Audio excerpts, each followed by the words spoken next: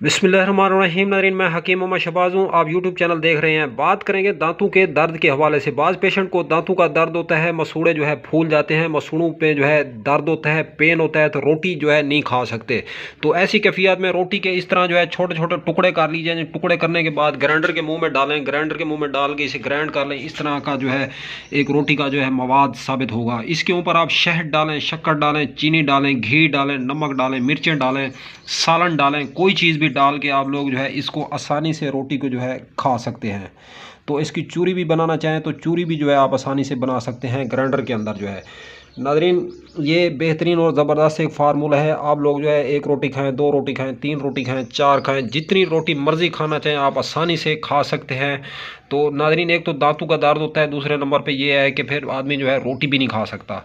तो लोग चावल खाते हैं, चावल हरगिज़ ना खाया करें दांतों के दर्द के बावजूद, क्योंकि दांत का दर्द चावल खाने से ज़्यादा होता है।